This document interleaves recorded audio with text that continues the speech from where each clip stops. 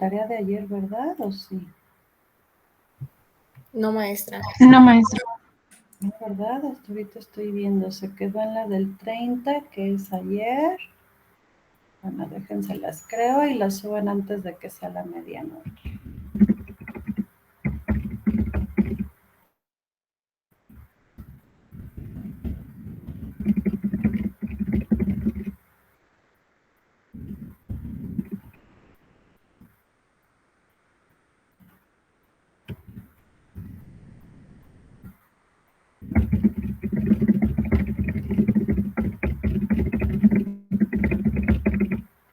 Ahí está. Y que se entregue hoy. Bueno, ahí estamos. ¿Qué más? Pues ya está aquí abierto. Vamos a hablar de diagnósticos avanzados de válvulas de control. Las válvulas de control son cosas como esto que está aquí en este dibujo, que constan del cuerpo, el actuador, esta parte más oscura, en esta foto en blanco y negro, y aquí falta el montaje del posicionador. Entonces, les voy a describir aquí el cuerpo de una válvula de control, ¿vale? Este es el cuerpo. Y dentro es algo muy complicado, vean todo esto. Cada elemento tiene una razón de ser. ¿Qué es lo que vemos? Pues primero el globo, que es el camino tortuoso por donde pasa el fluido. ¿Qué es esto? Así, ¿vale? Ese camino tortuoso, sinuoso por donde pasa el fluido es el llamado globo. Aquí pues está una válvula muy completa. Este borde de aquí es el borde del agujero que se tapa con el tapón. El tapón está agarrado aquí al vástago, va por dentro, y es esto que se asoma por estas ventanas. Y lo que hay afuera es un cilindro que se llama jaula. Ajá. Dentro de la jaula está el tapón que pues va a subir y bajar aquí sujeto del vástago. Y el sello para su cierre lo va a hacer aquí en los bordes del asiento. Ajá. Y para que el sello se asegure, se tiene una pieza que se llama el anillo del asiento, que es un material que rodea y recubre el orificio, este gran orificio por dentro. Y para que a la vez se quede fijo ese material, se tiene un empaque para mantener ahí fijo ese anillo del asiento. Entonces vean, tan solo para que logre el cierre se requieren de dos piezas o dos materiales, el anillo del asiento y el empaque del anillo del asiento. Y ya. El vástago sube y baja, baja y sube, y cuando sube y baja, baja y sube, tiene aquí, vean, un resorte. Ajá. Ese resorte, ¿para qué sirve? Ese resorte sirve para hacer fuerza en estos elementos de aquí, que son otros empaques, y ya. Y ven que está debajo de estos otros elementos aquí, que son otros empaques, que son unos empaques en V. El diseño mucho tiempo estuvo protegido por patentes y era un diseño de Chevron. Entonces al empaque se le llama Chevron en V. Ajá.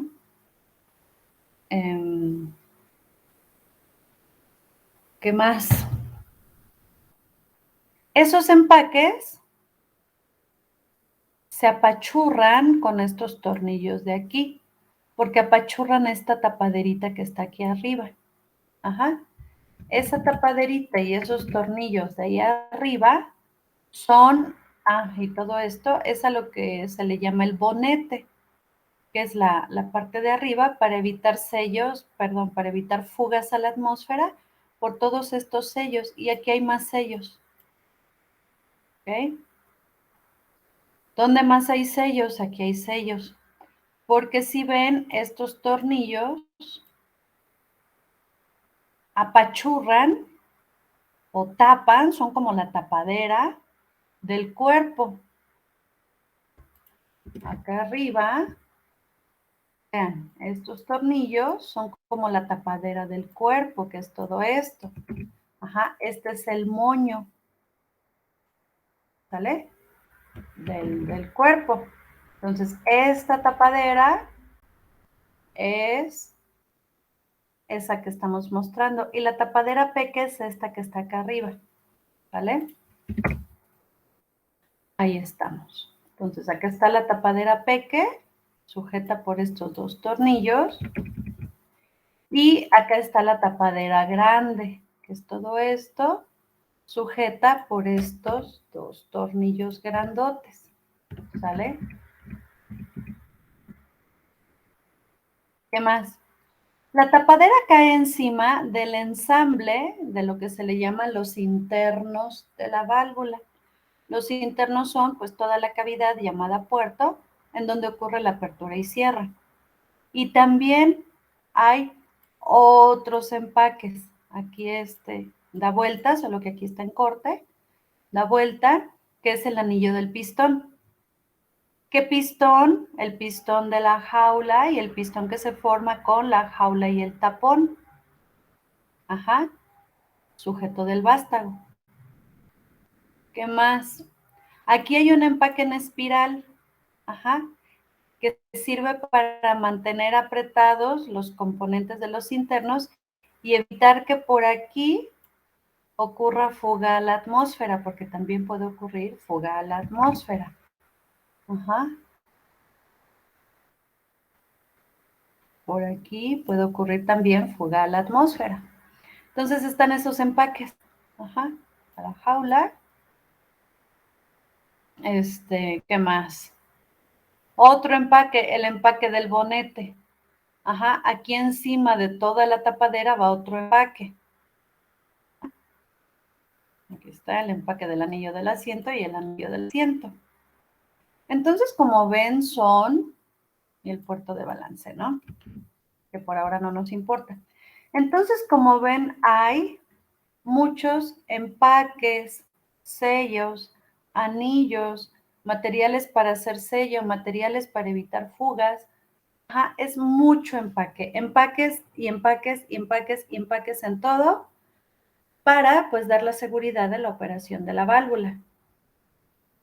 Bueno, todos esos empaques más el desgaste del asiento, más el desgaste del tapón, más el juego que hay con la válvula, más su posición de estos elementos aquí dentro en el pistón, en la cavidad que se forma un pistón con el conjunto de la jaula y el tapón,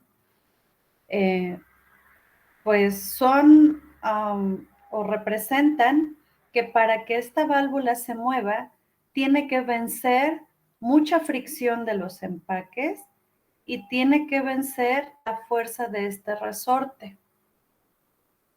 Más aparte arriba, tiene que vencer el otro resorte, el resorte que está dentro del actuador, ¿sale? Por lo tanto, el aire comprimido que se alimenta a la válvula para su apertura o cierre, no solamente debe estar calculado para que su acción mediante el actuador mueva el tapón en el asiento, sino que venza todas estas fuerzas de fricción y fuerzas reales con carga positiva con ese resorte que ocurren para que esto opere de manera segura. Todo eso es una pachanga. Si ese aire no es suficiente o si todo el conjunto se calculó de manera incorrecta, entonces la válvula simplemente no va a operar. Por más que el control le diga ábrete, no va a abrir. Por más que el controlador le diga ciérrate porque la corrección que necesita mi variable para estar controlada es tanto, tampoco va a responder a tiempo. Ajá. Es complicado. Ajá. Es de considerar muchos elementos para un correcto cálculo del actor, para que una vez que llegue la señal de control, pues cumpla su función de control de manera precisa, ¿vale? Todo esto tiene una ingeniería. Todo esto, pues, fue estudiado por muchos ingenieros mecánicos para finalmente lograr una válvula que pues hoy en día encontramos en todos lados, ¿vale?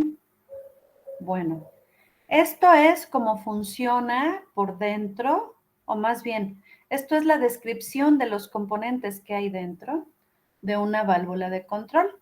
La operación, pues, aire sube, aire baja, de acuerdo con la señal que viene del controlador a través del posicionador y todo aquello que ya vimos el curso pasado, que de seguro tienen muy presente, ¿vale?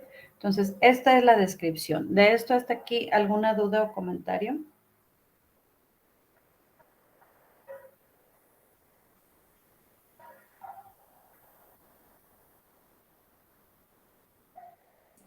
No, maestra.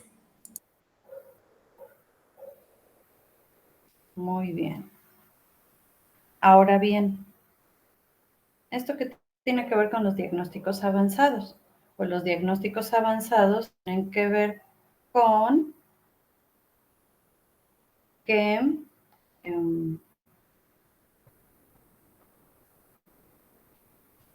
pues, ¿cómo sé si mi válvula está operando bien? Yo necesito un diagnóstico que me diga que la válvula está haciendo correctamente su función de control, ¿vale?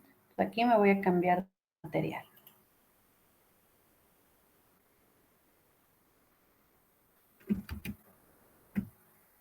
Ahora, ¿qué sigue? Antes de ver el caso de Petrobras.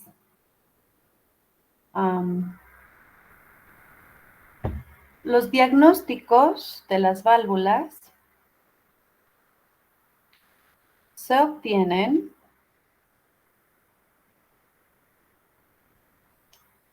a través de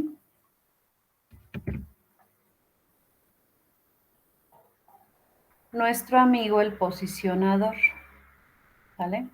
El posicionador es el componente de la válvula que se instrumenta para lograr obtener todos los diagnósticos que tiene una válvula de control. Antes de que existiera este tipo de posicionadores, la forma de hacer un diagnóstico de una válvula era retirarle el posicionador o el convertidor, que antes, recuerdan, funcionaba con convertidores,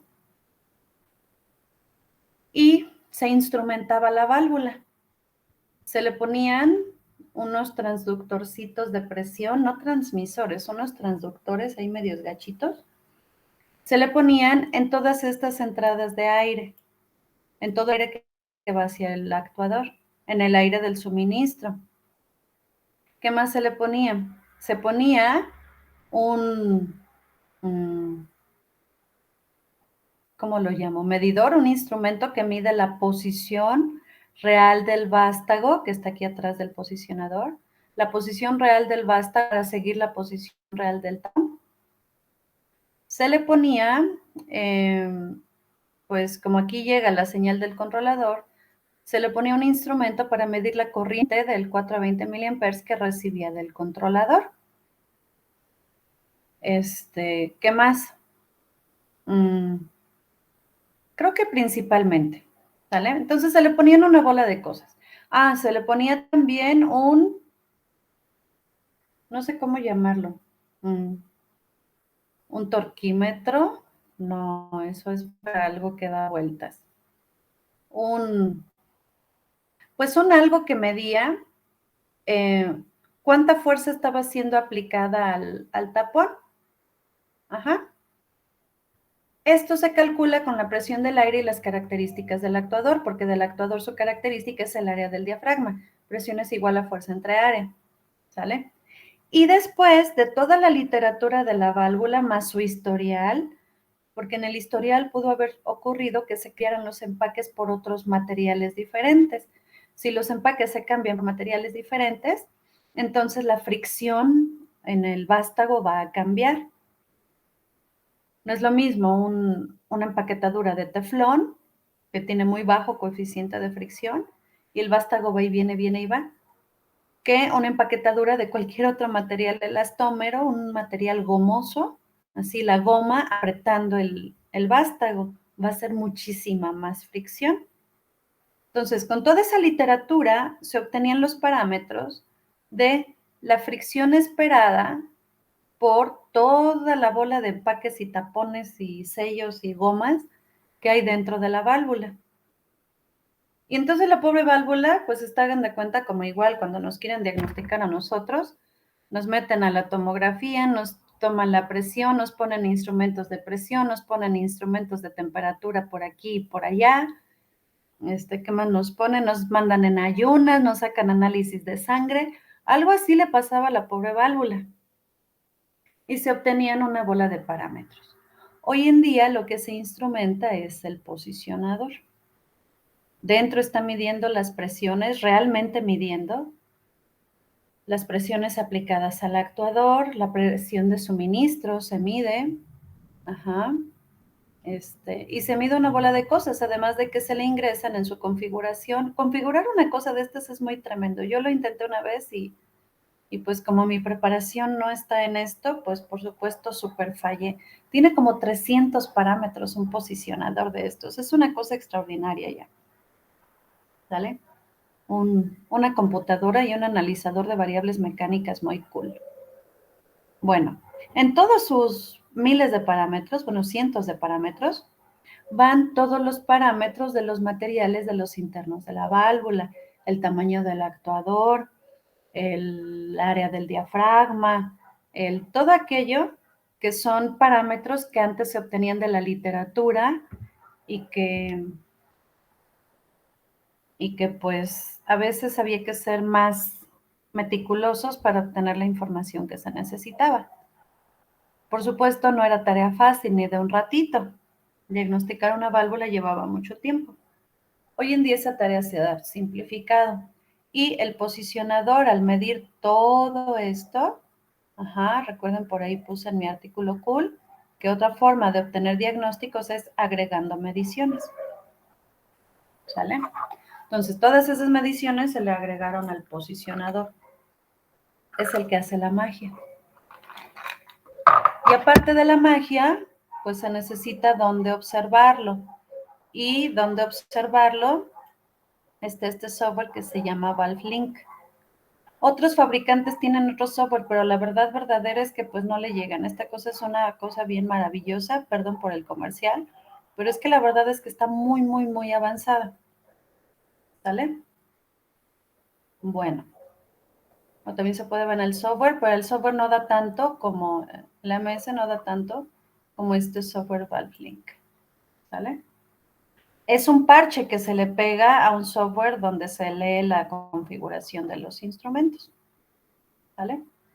Bueno, una vez conectados en el software, aquí el ValveLink, se tienen, pues vean, una cantidad muy grande de parámetros de la válvula. Y ya de por sí arroja algunos valores. Aquí, por ejemplo, ya nos está diciendo, oye, la válvula tiene una desviación de carrera de un 48%. Ah, caray, ah, caray. ¿Qué es desviación de carrera? Es lo que la señal de control le manda que debería tener, que es la entrada de 420 miliamperes, la entrada de señal estándar, que viene del controlador. Los elementos finales de control reciben señales del controlador. Por lo tanto, para esa corriente, la válvula debería tomar una posición de apertura del 48%. No la tiene. Su posición real de carrera es 0.02%. Por lo tanto, se tiene esta desviación de 48.35%. Estos datos seguramente fueron tomados sin aplicarle aire al actuador.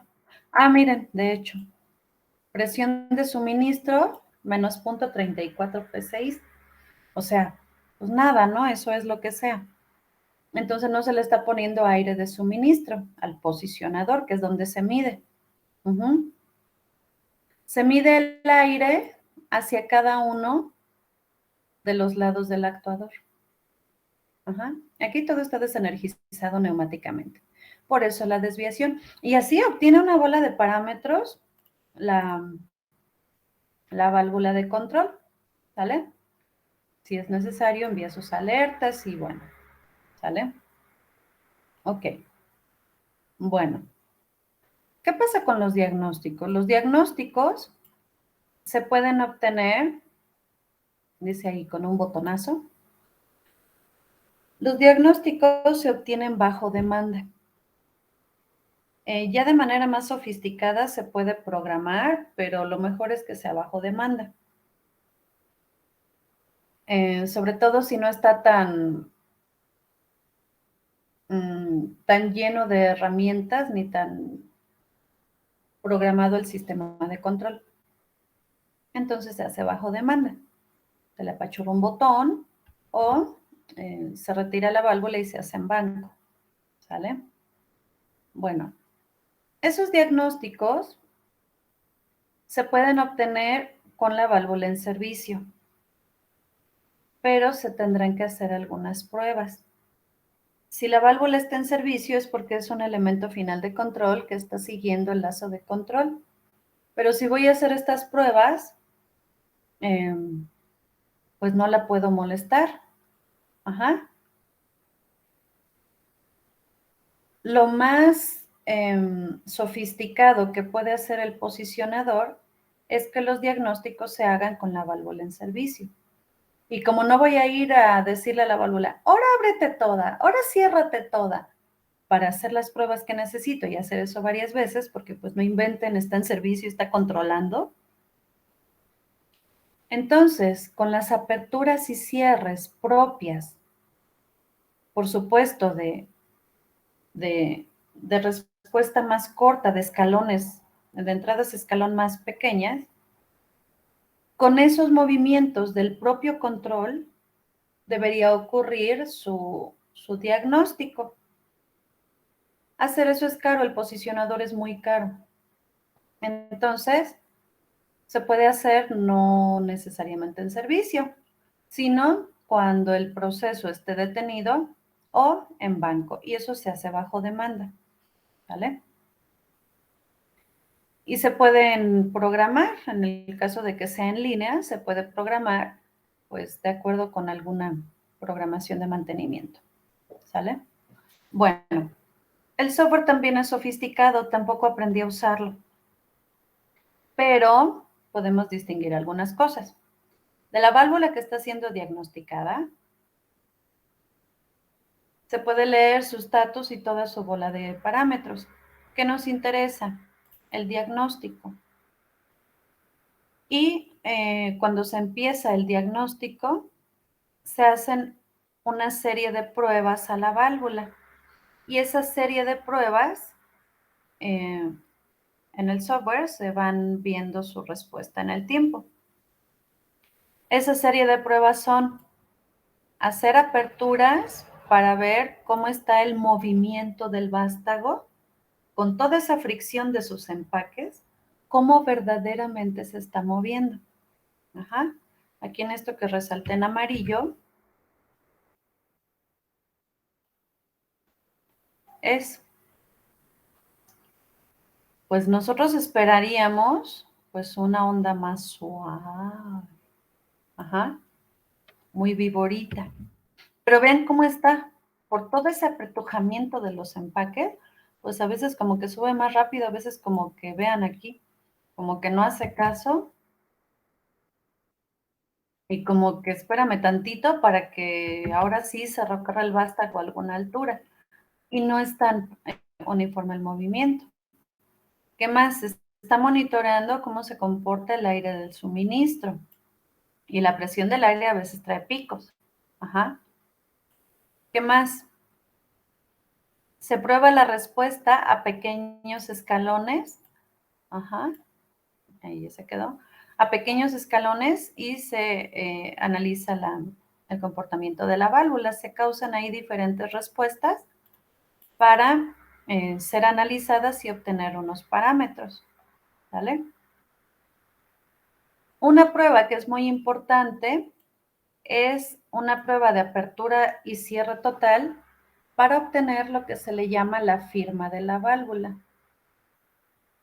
La firma de la válvula es esta gráfica que está aquí, es muy típica. ¿Cómo es esto? Desde el cierre total de la válvula se va llevando hacia su posición de apertura total. Y después de regreso de apertura total, viene de regreso hacia su cierre total. Ajá. La gráfica que resulta se llama firma de la válvula y se analiza. Ajá. Porque aquí estos movimientos que tiene me dice cómo mecánicamente está ocurriendo ese desplazamiento hacia la apertura y hacia el cierre. Estas gráficas pueden tomar muchas formas y esas formas pues son analizadas antes por gente con mucha experiencia. Hoy en día toda esa experiencia de la gente se convirtió en algoritmos y hoy en día se analiza con software. Y el software es bastante poderoso. ¿Sale? ¿Qué más? La respuesta a escalón.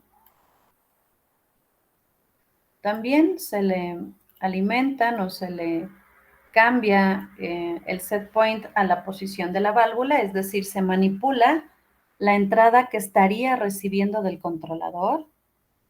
Ajá. Lo azul es el escalón y lo rojo es la respuesta dinámica en el tiempo de la apertura o el cierre, dependiendo del sentido del escalón. Si estamos aquí en un valor bajo, pues el escalón toma un valor alto y la gráfica roja pues es la respuesta en tiempo. Cuando está acá arriba, ahora se provoca una bajada de escalón y lo rojo es la respuesta en el tiempo, pero pues ahora viene de regreso de allá para acá. La línea roja nos muestra la dinámica de la válvula y las irregularidades. Y de ahí se analiza y se obtiene un resultado de qué es aquello que está causando ese comportamiento en la válvula. Y se puede obtener de manera tabular. ¿Vale? La firma de la válvula dice mucho acerca de en qué estado se encuentra la válvula. ¿Vale? Y se pueden hacer otras pruebas, como la prueba de carrera parcial, cuando la válvula está participando no en un lazo de control, sino en un lazo de seguridad. ¿Sale? Y otras muchas funciones que pues tampoco alcancé a aprender. ¿Sale? Y ya esto se puede hacer con diferentes protocolos, sobre todo con protocolo HART. Es como esto empezó. ¿Sale? Entonces, esto es de manera muy, verdaderamente muy general. ¿Qué es lo que hoy en día existe para obtener los diagnósticos avanzados de la válvula? Cuando no se tiene esa funcionalidad de que pueda hacerse en línea el diagnóstico, entonces la válvula tiene que estar disponible en el proceso o en banco, en el laboratorio o taller de instrumentos, para hacer estas pruebas sin afectar el proceso. ¿Vale? Entonces, esto es de manera muy general de qué se trata en los diagnósticos en las válvulas. ¿Sale? ¿Preguntas o comentarios?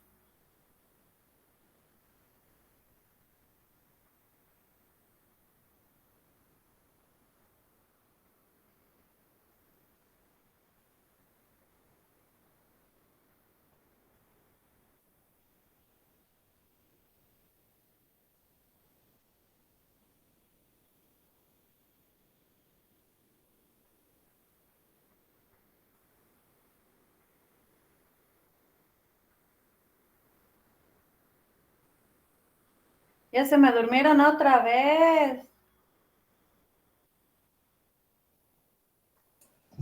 No, maestra. Ya despertaron. Creí que sí, creí que sí.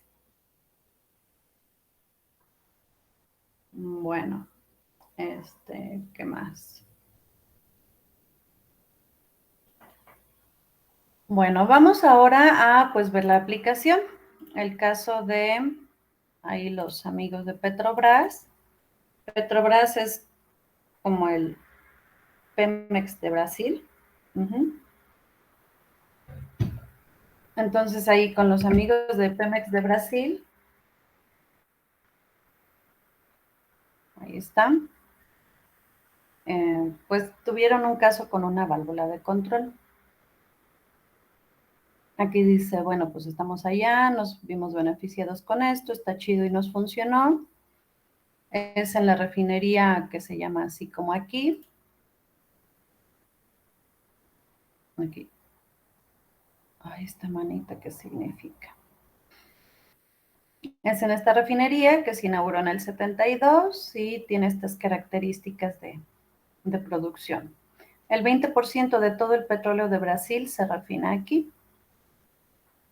Esta es la instalación de la refinería. Ven, está muy enorme.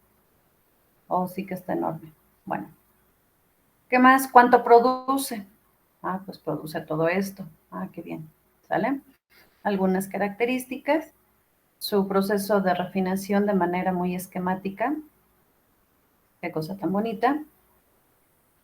Y dijeron, pues como que hay que aprovechar eso que dicen que funciona. Tuvieron un proyecto y dijeron, no, nos fue muy bien, qué genial es esto de los diagnósticos. Y el ejemplo está con esta válvula, ¿vale? La PB 28026B. Esta es la válvula que es una válvula de control tipo globo de 3 pulgadas con un posicionador cool. Esta válvula sirve para proteger por alta presión de gas este equipo, que es que era un quemador que avienta, y que está quemando, para hacerlo menos peligroso, quema hidrógeno con una alta concentración de H2S, ácido sulfídrico. La válvula, con su apertura cierre y en su lazo de control, envía el gas hacia el quemador en caso de que la presión en el proceso aumente. Si aumenta, pum, se desfoga y se manda a un quemador. Ustedes cuando ven unas refinerías, como la más cercana de aquí, la de Salamanca, pues ven que siempre tiene unas torres con unas flamitas. Esas torres con flamitas, pues es un quemador de gases. Y está alto, pues para que no vaya a chicharrar a los pajaritos que vuelan bajito. ¿Vale? Bueno, en realidad es para no contaminar y mandar tanto gas aquí muy abajo, sino ya mandarlo muy arriba y que se pierda en la atmósfera y que le llueva a otro lugar. Bueno, en operación normal, pues no debería darse el caso de que la presión aumente y se sobrepase de valores seguros. En operación normal, debería estar cerrada la válvula. Es más, idealmente debería estar cerrada forever. Pero en caso de sobrepresión, pues tiene una función de seguridad. ¿Qué pasa si esta válvula falla? Si la válvula falla, pues su impacto es ambiental, porque el H2S es muy contaminante, financiero y también operacional. ¿Por qué? Porque se quema innecesariamente el H2S, que es un gas contaminante. Porque si esa válvula no opera bien, si en operación normal debe estar cerrada, entonces una falla quiere decir que no puede cerrar completamente, que tiene fuga a través del cuerpo. Y entonces la pérdida de gas debido a que pues la válvula no puede estar bien cerrada, quiere decir que no nada más se está aventando H2S, también se está aventando hidrógeno.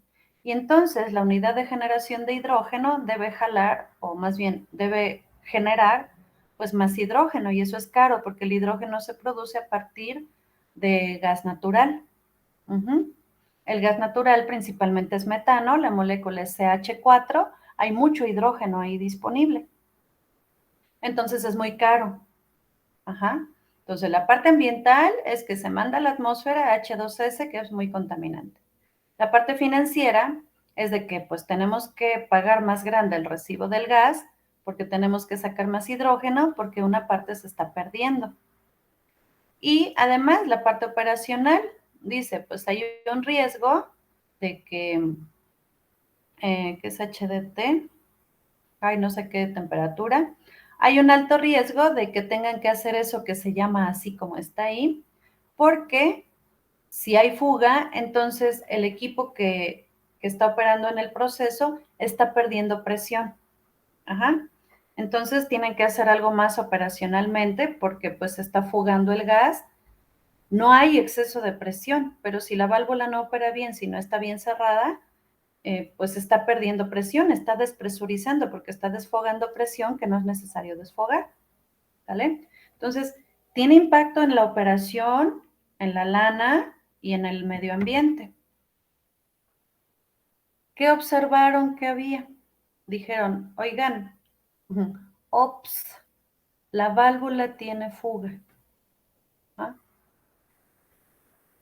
Rayos, ¿cómo que tiene fuga? Sí, pues hidrógeno con H2S al quemador siempre, toda la vida, forever. ¿Cómo? Déjenme salgo de aquí para hacer zoom a la gráfica. ¿Cómo es eso? Pues así. Vean, esta es la gráfica de firma de la válvula. Esto que está aquí es el 0. ¿Cómo le hago para que salga bolita? Esto que está aquí es el 0, que es 0 carrera de la válvula. 0 desplazamiento del tapón hacia la posición de apertura, es decir, cerrada. Bueno, pues la carrera hacia el valor de cierre no estaba en valor de cierre. En valor de cierre debería estar aquí. ¿Qué es lo que pasaba? Cuando la señal del controlador era la más baja, 4 miliamperes, la válvula tenía esta posición, que es como 0.20 y algo de pulgada. La carrera de la válvula, no me acuerdo si decía allá en sus datos, la carrera de la válvula creo que era de 1/4.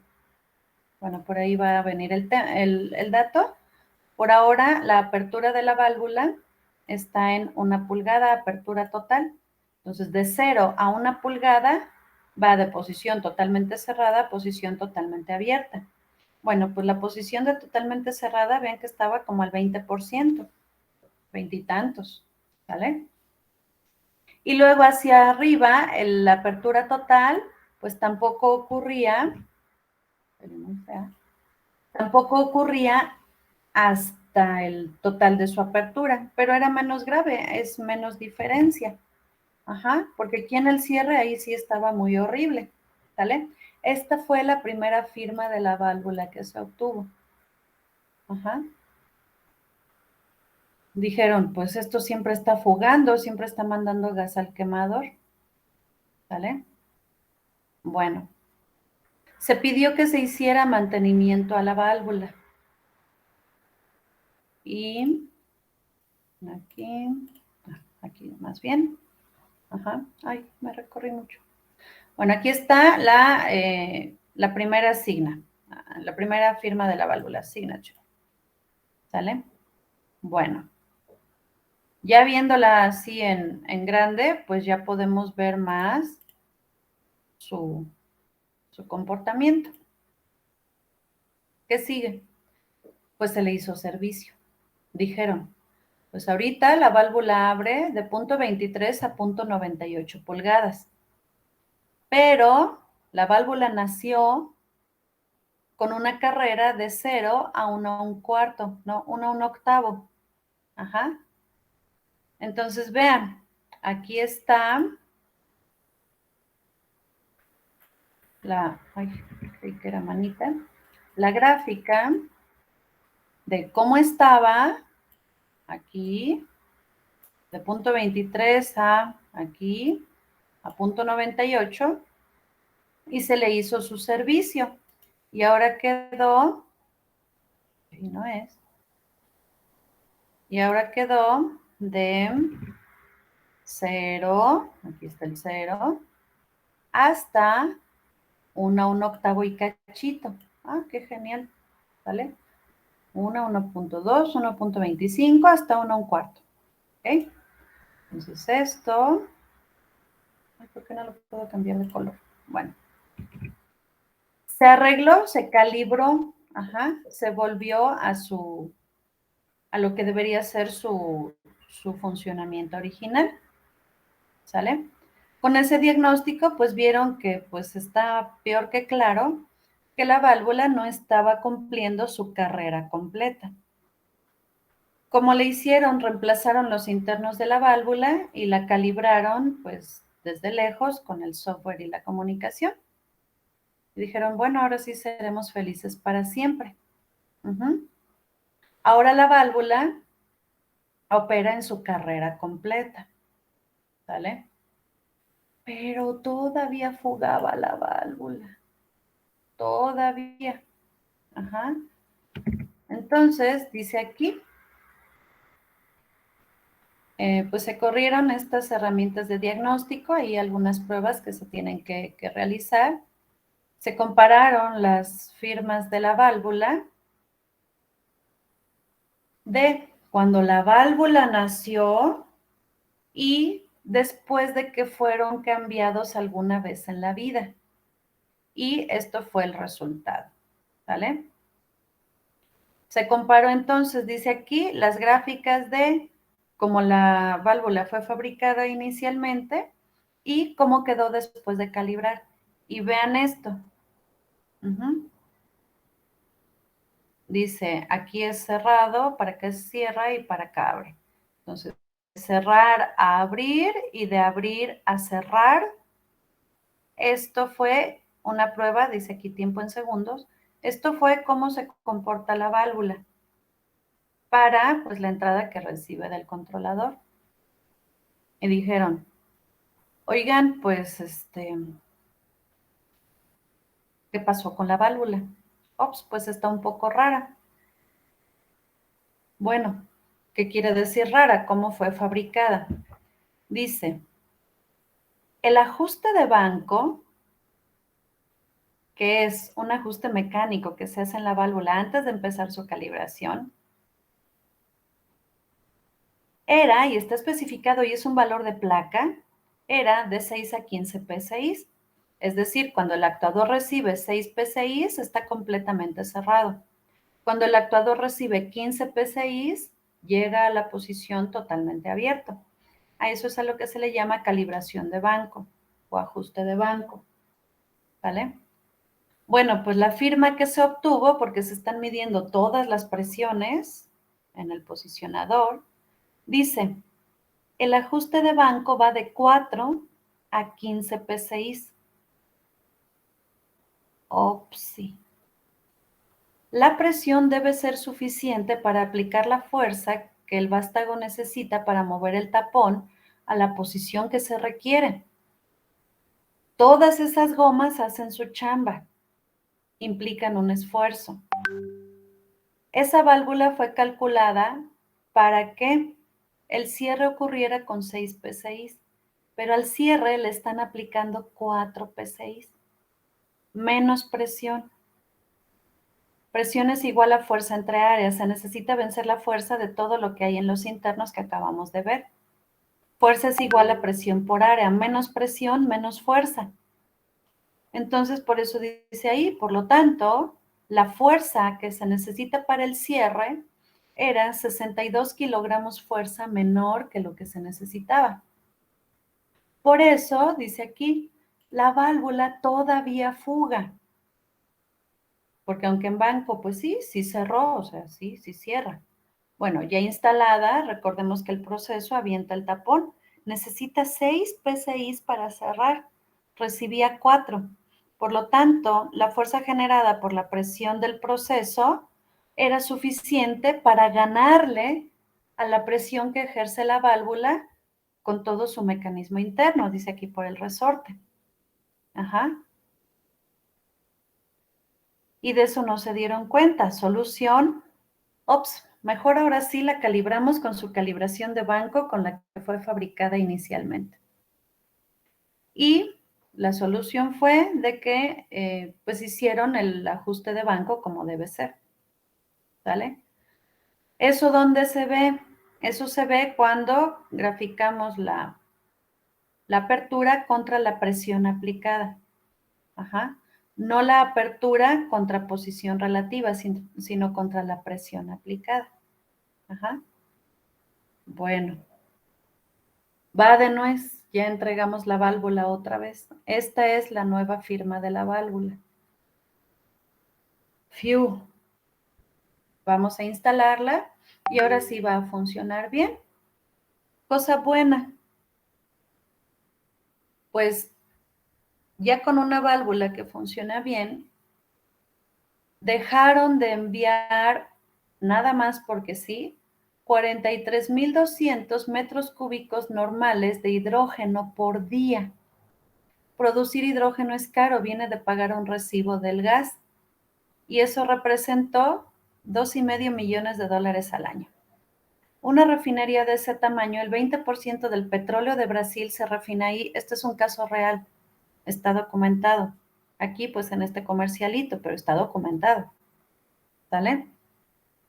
Todo ese hidrógeno eran $6,400 diarios, $45,000 a la semana, $2,5 millones al año de recibo del gas por no mandar quemar hidrógeno cuando no es necesario, cuando no hay un evento de sobrepresión en este equipo de proceso. Aparte, pues el tema ambiental. Ajá. Se dejó de quemar H2S, que es contaminante y se manda a la atmósfera. Se dejó de enviar porque solamente se tiene que sacar cuando ocurre el evento de sobrepresión, no siempre toda la vida, todo el tiempo. Entonces, pues se redujo el tema de las emisiones al ambiente. Y aparte, ya no es necesario que todo el mundo esté en el área de producción. Ajá. Resumen, todo esto que pasó, ¿sale? Traducción, los diagnósticos sí sirven.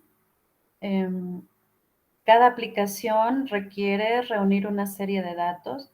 Vean esto es impresionante. O sea, se les estaba yendo por ese quemador $2,5 millones cada año. Lo estaban quemando literal, ¿vale? Para una refinería de este tamaño tal vez no sea tanto $2,5 millones, pero pues bien sirve para implementar esta clase de mejoras. Que el posicionador cuesta $8,000, $10,000. O sea, $2,5 millones al año si esto no se arregla. Por eso, lo que cuestan los equipos es lo de menos. El no tenerlos es lo que realmente cuesta. Y vean cuánto cuesta, y este es un caso verdadero, documentado, sí existe, y aquí están los datos de contacto de la persona que hizo este caso. ¿Sale? Esa es una aplicación de este rollo de los diagnósticos avanzados. ¿Vale? ¿Preguntas, comentarios?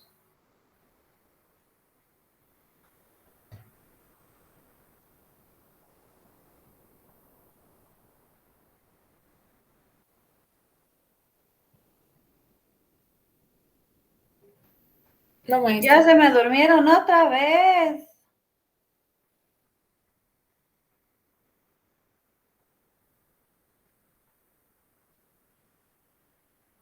No, maestra, todo claro. Oh, sí están ahí, sí están ahí. ¿Cómo ven? Está cookies, ¿no? Sí sirve esto. Entonces se los quise mostrar porque se me hizo un caso muy, muy interesante pues de ver cómo se aplican los diagnósticos y ver que sí sirven. ¿Ok?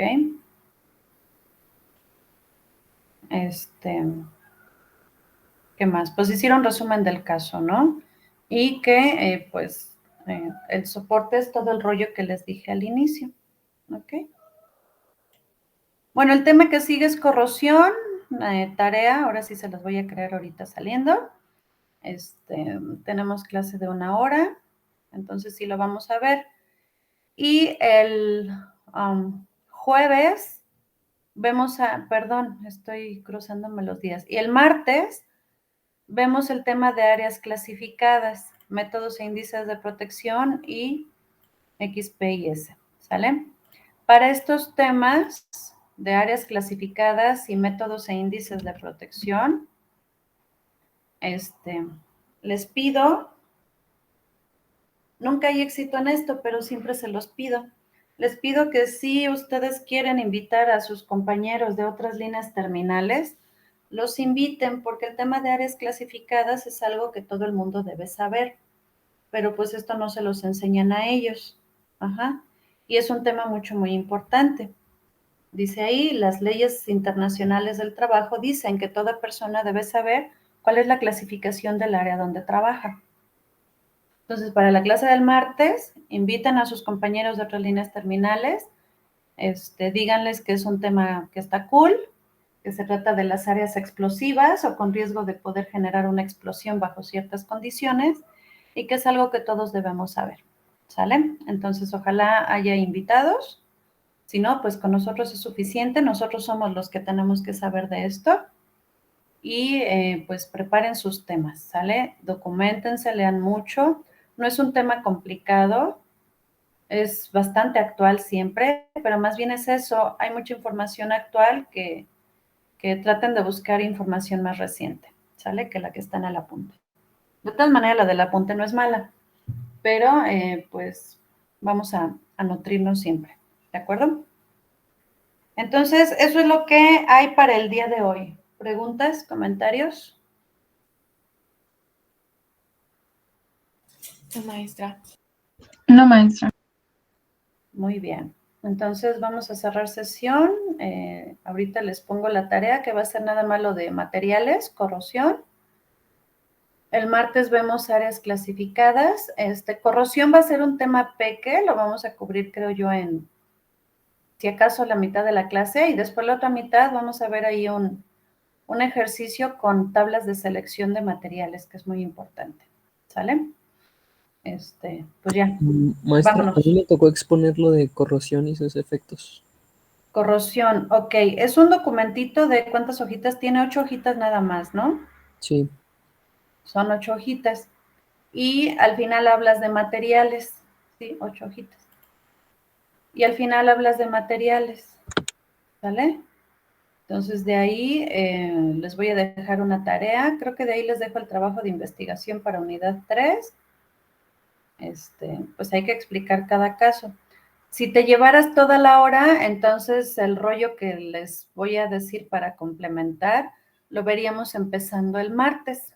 Ajá, por si nos complaces con un tema muy extendido. Entonces, el rollo mío, se los digo empezando el martes, pero de todas maneras el martes vemos áreas clasificadas. ¿De acuerdo?